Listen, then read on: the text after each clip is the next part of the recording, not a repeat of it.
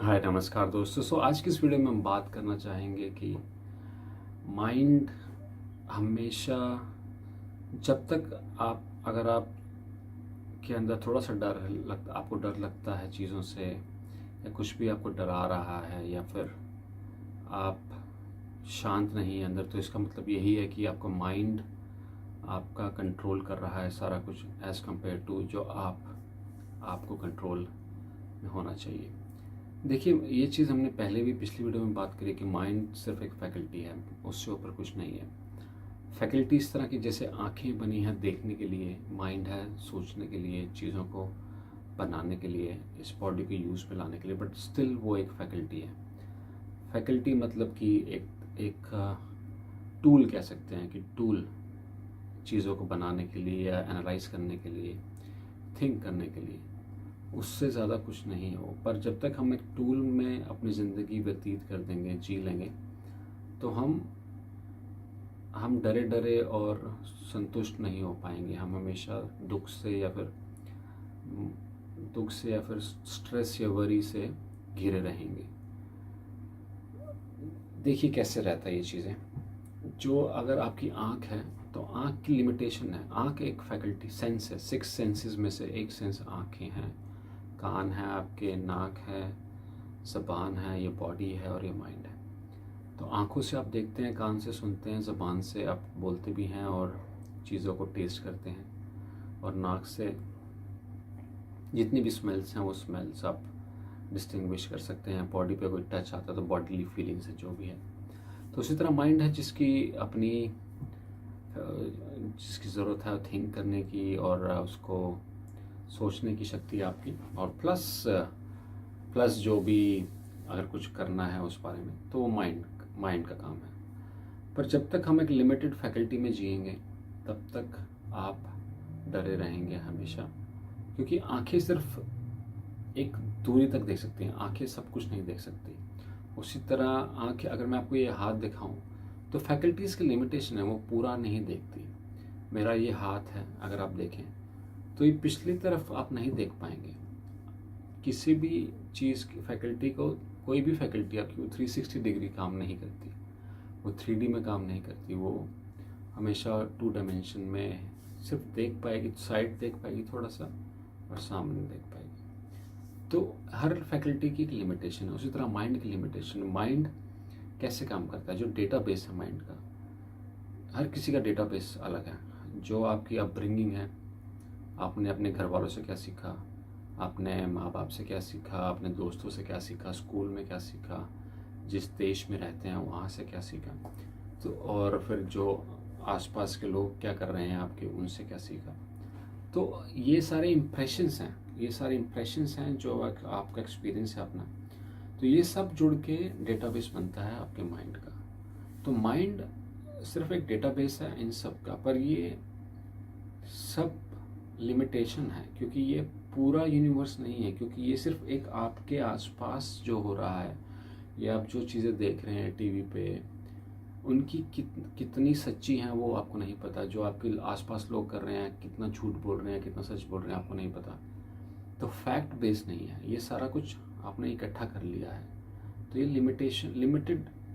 एक limited faculty है। अगर मैं फैकल्टी के अंदर ही जीता रहूँगा, तो ऑब्वियसली अगर मैं लिमिटेशन में जीऊँगा, तो डर तो बना ही रहेगा, क्योंकि वो फैकल्टी अपने को बचाना चाहती है। जो चीज़ लिमिटेड है, वो अपने आप को बचाना चाहती है। सीधी सी बात है, हर चीज़ अपने आप को बचाना चाहती है। तो माइंड भी एक लिमिटेड फैकल्टी है, डेटाबेस है, वो अपने आप को बचाना चाहता है। तो डर बहुत ही स्वाभाविक है। पर अगर, और यही इसी कारण से वो स्ट्रेस में रहता है कि अच्छा अब ये नहीं हुआ, वो नहीं हुआ, ये नहीं मिला, वो नहीं मिला, क्योंकि वो अबंडेंस जानता ही नहीं। जो यूनिवर्स है, जो आपके अंदर एक एग्जिस्टेंस है, जो आपकी आत्मा है, सोल जिसे कहते हैं, वो एग्जिस्टेंस के साथ चलती है। मैं आपको बताता हूँ। जैसे जब भी अब आप कौन है असली में, आप ना तो ये शरीर है, ना ये माइंड है, ये फैकल्टीज़ हैं आपकी। माइंड एक फैकल्टी है आपकी, बॉडी आपका शरीर है, बॉडी आप नहीं है। क्योंकि आप एक समय छोटे बच्चे थे, अगर आप बॉडी होते तो आप छोटे ही रहते, पर आप बड़े हो गए, फिर बड़े हो गए। तो ये एक अक्यूमुलेशन ऑफ फूड है, जो आपने खाना खाया उस हिसाब से आप बड़े हो गए। और हर कोई अपना अलग तरीके खाना खाता है, तो अलग तरीके से उनका शरीर बनता है। कोई बड़ा, कोई छोटा, कोई पतला, कोई मोटा, कोई छोटा रह जाता है। तो पहली बात, आप शरीर नहीं है।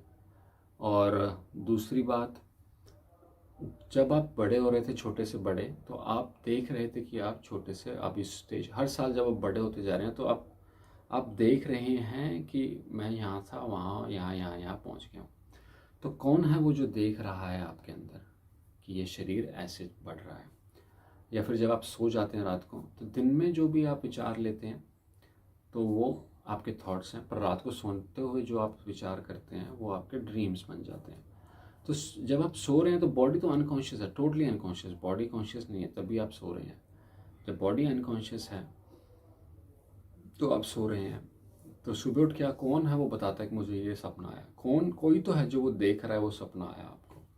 कौन है वो जो देख रहा है कि वो सपना आया था मुझे? क्योंकि बॉडी तो अनकॉन्शियस है। पर कभी कभी ऐसा भी होता है कि जब कोई सपना नहीं होता, बिल्कुल ब्लैंक, बिल्कुल बच्चे की तरह आप सोते हैं, बिल्कुल ब्लैंक होता है, आप सुबह उठते हैं बताते हैं कि हाँ मुझे कोई सपना नहीं आया, बिल्कुल ब्लैंक था, बहुत ही गहरी नींद थी, तो थॉट्स भी नहीं चल रहे, माइंड भी काम नहीं कर रहा। तो फिर कौन है जो बता रहा है कि वो आपको कोई सपना नहीं आया?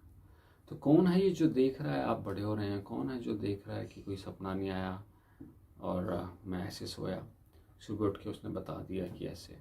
तो कोई है आपके अंदर जो हमेशा चीज़ों को सिर्फ देखता भर है, वो है आपकी आत्मा, वो है आप। तो वो कनेक्शन असली वो है एग्जिस्टेंस के साथ।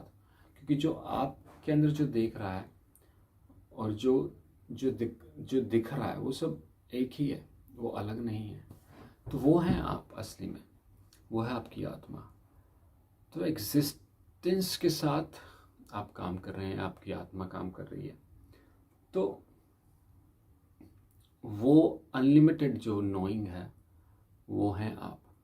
तो वो असली में राजा होना चाहिए as compare to mind. Mind उस गद्दी पे बैठा हुआ है, राजा की गद्दी पे माइंड बैठा हुआ है, इसलिए वो लिमिटेड है, वो डरा हुआ रहता है। पर असली में इसलिए वो कंट्रोल कर रहा है सब कुछ। पर असली में आप हैं, जो आपके अंदर जानने वाला है वो है असली में राजा। उसको इसकी बॉडी, शरीर की गद्दी पे बैठना है, बिठाना है आपको, वही असली काम है। तभी सुख होगी, शांति होगी। जो भी आसपास चल रहा होगा उससे आप परेशान नहीं, क्योंकि वो एक सिर्फ जानने वाला है, वो चीज़ों को सिर्फ जानता है, ना वो करता है कुछ, ना वो कुछ बिगाड़ता है, वो सिर्फ देखता भर है।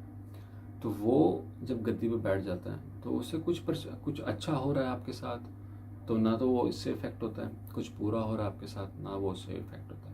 वो सिर्फ देख रहा है, जो चल रहा है उसको देख रहा है। यही बुद्ध ने कहा है कि जो हो रहा है उसको होने दें, बाकी आप देखें।